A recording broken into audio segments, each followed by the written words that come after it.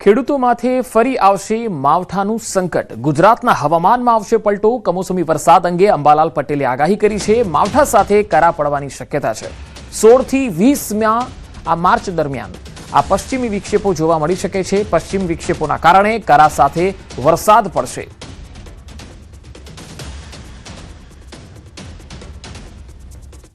સૌથી 18માં પરિવર્તન તો આવશે, પરંતુ તારીખ 16 થી लगभग 20-22 सुधीमां एक परिवर्तन आवशे। गुजरातना भागोमां पण हवामान पलटाशे, परंतु गरमी वच्चे ज्यारे पश्चिम विक्षोभ आवतो होय छे त्यारे करा पड़वानी शक्यता रहे। एटले गुजरातना भागोमां लगभग आ अरसामां वादळ वायु साथे करा पड़वानी शक्यता रहे। तो हवामान अंगे अंबालाल पटेले करी आगाही। पश्चिमी विक्षेपो आववानी शक्यता। पश्चिमी विक्षेपोने कारणे वातावरण पलटाशे। कच्छ अने सौराष्ट्રના ભાગોમાં વાદળો ઘેરાશે। 8 માર્ચ સુધીમાં વાદળછાયું વાતાવરણ રહેશે અને 14 થી 18માં પશ્ચિમ વિક્ષેપોની અસર દેખાશે। પશ્ચિમ વિક્ષોભ આવવાની શક્યતા રહેશે। હમણાં એક પશ્ચિમ વિક્ષોભ છે અને હમણાં લગભગ વાદળો છેક પશ્ચિમ વિક્ષોભમાંથી ઈરાન ઇરાક થઈ અને છેક ભારત સુધીમાં વાદળો દેખાશે અને આ વાદળો લગભગ સૌરાષ્ટ્રના ભાગો અને કચ્છના ભાગો પર પણ આજે જણાશે। વાત સુરતની। સુરતમાં પાલિકાની દબાણ હટાવ ઝુંબેશ। કાપોદ્રાથી સરથાણા સુધીના તમામ દબાણો હટાવાઈ રહ્યા છે। આડેધડ પાર્ક કરેલા વાહનો જપ્ત કરાયા। દબાણ કરેલો સામાન પણ જપ્ત કરવામાં આવ્યો। પાલિકાની ટીમ અને પોલીસની આ ઝુંબેશ છે। અડચણરૂપ દબાણો ન કરવા પોલીસે પણ લોકોને અપીલ કરી હતી।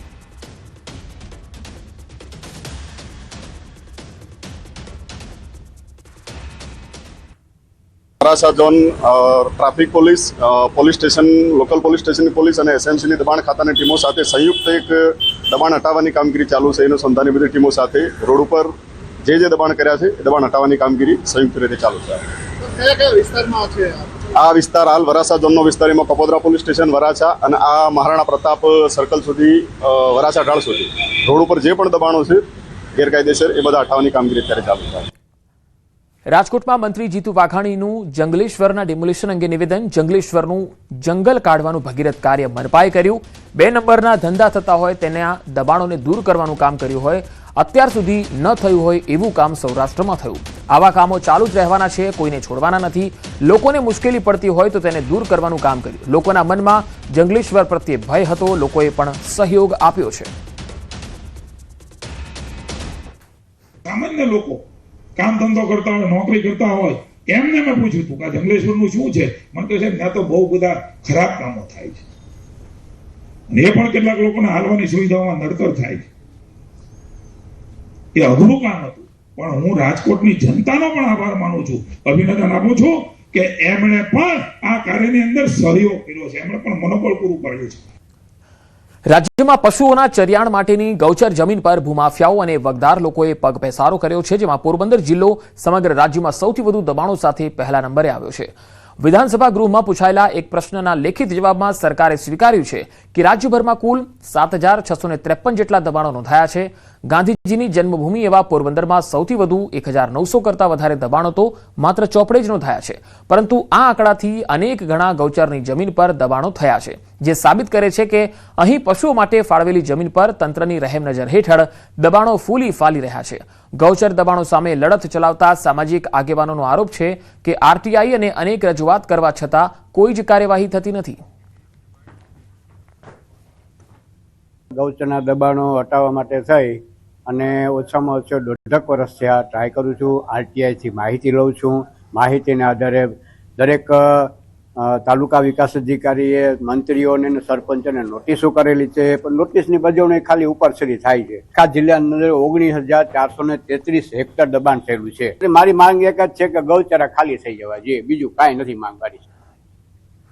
તો જિલ્લા કોંગ્રેસના પૂર્વ પ્રમુખે પણ આક્ષેપ કર્યો છે કે ચૂંટણીલક્ષી મતોના રાજકારણને સાચવવા માટે જ આ દબાણોને છાવરવામાં આવ્યા છે। જો સત્તાધીશોમાં ઈચ્છાશક્તિ હોત તો ગૌચરની જમીન પર દબાણો થયા ન હોત। એટલે દરેકને પોતાના મતોની પડી છે, એટલા માટે જ આ જમીનોનું સંરક્ષણ નથી થયું। આજે આવડો મુદ્દો ગુજરાત લેવલે ઉપડ્યો અને માલધારીઓની સમસ્યા ઊભી થઈ અને આ લોકોએ લડત કરી ત્યારે તો જમીનો ખાલી કરાવવાની વાત થઈ છે। એટલે આમાં ચોક્કસથી મતોનું રાજકારણ તો છે જ. આવનારા 3 મહિનામાં એક્શન પ્લાન બનાવી 3 મહિનામાં આમાંના મોટાભાગના દબાણો દૂર કરવામાં આવશે, એવી કાર્યવાહી કરવામાં આવશે. ગુજરાત એટીએસે આંતરરાષ્ટ્રીય ડ્રગ હેરાફેરીનો પર્દાફાશ કર્યો. એટીએસે મુખ્ય આરોપી નિકુંજ ગઢિયાની ધરપકડ કરી. અલગ અલગ દેશોમાં ડ્રગનો જથ્થો મોકલાતો હોવાનો ખુલાસો. ખોટા બિલ બનાવી ડ્રગ વિદેશ મોકલાતો આરોપીઓ પોતાની કંપની મારફતે નેટવર્કને ચલાવતા હતા. અત્યાર સુધીમાં 125 કિલો ડ્રગ વિદેશ મોકલાયું હોવાનો ખુલાસો થઈ ગયો છે. थाईलैंड, मलेशिया एंड सिंगापुर में ये जो एटोमिडेट जो ड्रग है, जो एनालिसिक ड्रग है जो इंडिया में, वो basically psychotropic substances as well as poisonous substance के अंदर उसको गिना जाता है. इसको यहाँ से, क्योंकि हमारे कंट्री में इसको एनालिसिक ड्रग के रूप में जाना जाता है, तो यहाँ से इसको रीरूट करके वहाँ के कार्टेल इसको मिसयूज कर रहा था. ये हमारे प्राथमिक तपास में पता चला. ભાવનગર રાજકોટ હાઈવે પર કાર ચાલકનો કહેર. અહીંયા કાર ચાલકે અનેક વાહનોને અડફેટે લીધા. સિહોર તરફથી આવતી કારના ચાલકે કાબુ ગુમાવતા અકસ્માત સર્જાયો. પૂરપાટ ઝડપે આવતી કારના ચાલકે એક બાઇક ચાલકને અડફેટે લીધા બાદ નજીકમાં પાર્ક કરેલા અનેક બાઇકનો કચ્ચરઘાણ વાળી દીધો હતો. હાઈવે પરથી પસાર થઈ રહેલા એક બાઇક ચાલકને ઈજા થતા હોસ્પિટલ ખસેડાયો. અકસ્માત બાદ ઉશ્કેરાયેલા લોકોના ટોળાએ કાર ચાલકને મેથીપાક ચખાડી પોલીસને સોંપી દીધો. સદનસીબે આ અકસ્માતમાં કોઈ જાનહાનિ સર્જાઈ નથી. આદિવાસી સંસ્કૃતિમાં હોળીના પર્વનું મહત્વ દિવાળી કરતાં પણ વધારે હોય છે અને આ પર્વ નિમિત્તે વિવિધ ગામોમાં મેળાઓનું આયોજન થાય છે. પરંતુ છોટાઉદેપુરના ટીસાડિયામાં યોજાતો ગોળ ફેરિયાનો મેળો કંઈક અલગ જ મહત્વ ધરાવે છે. અહીં શ્રદ્ધાની એવી કઠિન પરીક્ષા લેવાય છે જે જોનારાઓને સ્તબ્ધ કરી દે છે. આ મેળામાં આદિવાસી વૈદ્ય એટલે કે બળવા બનવા માટે ઉમેદવારોએ લોખંડના હુક પર લટકીને જીવ સટોસટની કસોટી પાર કરવી પડે છે. કુલ 6 તબક્કામાં પરીક્ષાઓ આપવી પડે છે. બળવો બનવાની આ પ્રક્રિયા 5 થી 9 વર્ષ સુધી ચાલે છે. વર્ષોના અનુભવ અને સાધનાના આધારે બળવાની શક્તિઓ ભિન્ન મનાય છે. આ કસોટીઓ પૂર્ણ કર્યા બાદ જ તેઓ વિધિવત રીતે બળવા તરીકે ઓળખાય છે અને સમાજની સેવા કરે છે.